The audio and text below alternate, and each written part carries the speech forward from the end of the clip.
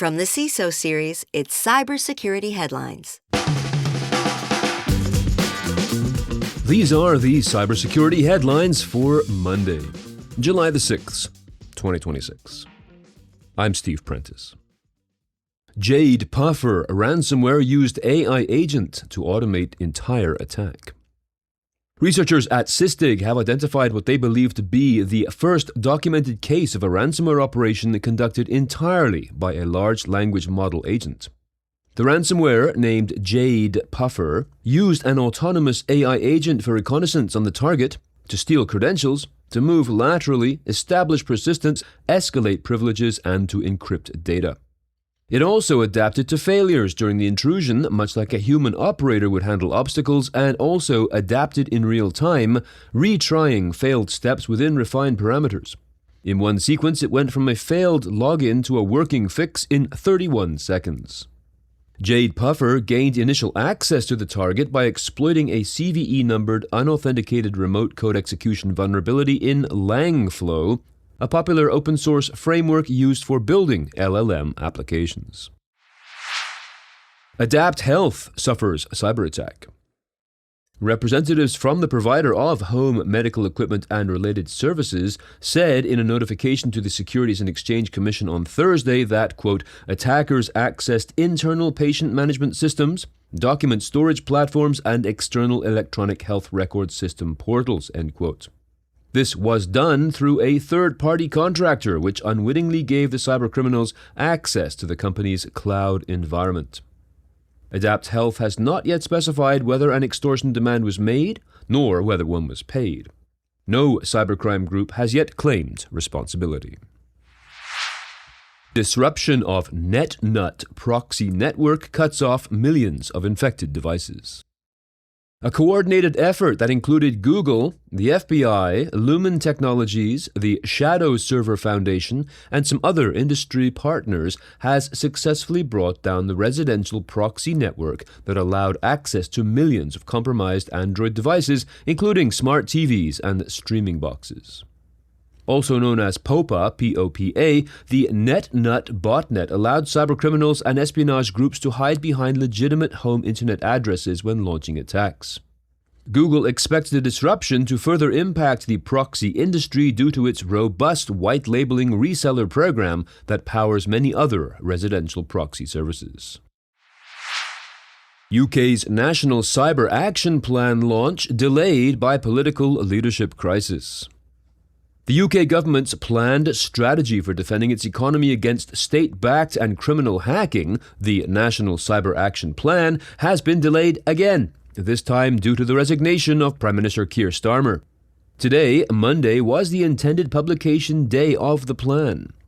Despite this most recent delay, one part of the launch is still expected to proceed, being a collection of FTSE 350 companies that plan to sign the government's Cyber Resilience Pledge, a voluntary commitment to improve their digital defenses. This is due to happen tomorrow.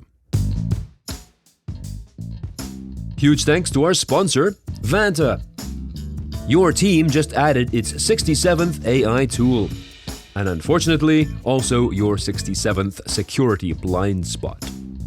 The good news, Vanta Agent works like a GRC engineer in the background, finding every app your team uses, scoring the risk, and drafting fixes for you. Vanta is the platform used by over 16,000 fast-moving companies like Ramp, Cursor, and Harvey, who are shaping the future with AI and staying ahead of AI risk. Get started today at vanta.com/headlines. That is VANTA.com/headlines.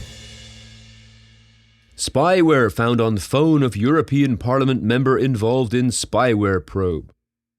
A phone belonging to Stelios Kologlou, a member of the European Parliament from 2015 to 2024, had apparently been targeted and infected with Pegasus spyware multiple times during his tenure on the parliamentary committee probing the technology's misuse.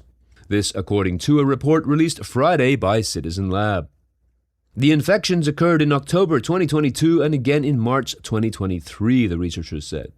This was at the time that a committee named PEGA, P-E-G-A, which included Kologlu, was conducting sensitive work related to its planned recommendations for tackling rampant abuse of commercial spyware in Europe.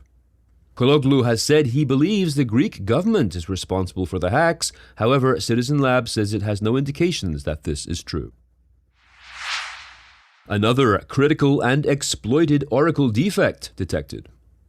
According to the threat intelligence firm Defused, a cybercriminal group conducted the exploit on Saturday within the payments processing feature of Oracle e-Business Suite.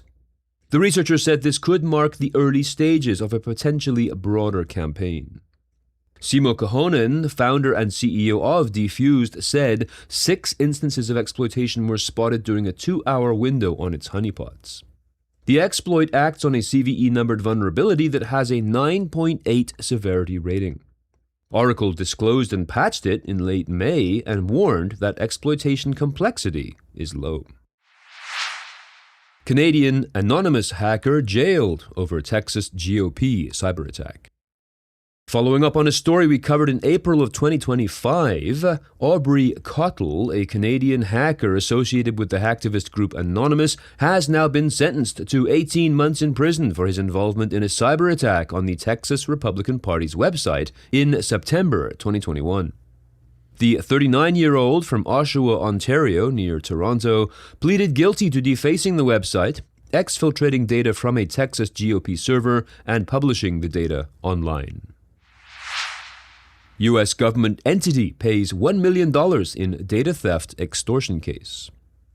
An intriguing story from the community-driven organization Ransomware ISAC details efforts by a U.S. government entity that paid a criminal gang named Kairos, that is K-A-I-R-O-S, about $1 million to keep stolen files from being leaked.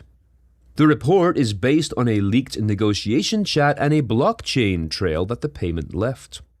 Although Kairos does not name its victim, the clues, including file names, suggest Union County, Ohio, which suffered a ransomware attack in May of 2025. Neither the county nor Kairos has confirmed the connection. A link to a more detailed summary of this story is available in the show notes to this episode. If you have some thoughts on the news from today or about this show in general, please be sure to reach out to us at feedback@cisoseries.com. We would love to hear from you. I'm Steve Prentice, reporting for the CISO Series. Cybersecurity headlines are available every weekday. Head to CISOseries.com for the full stories behind the headlines.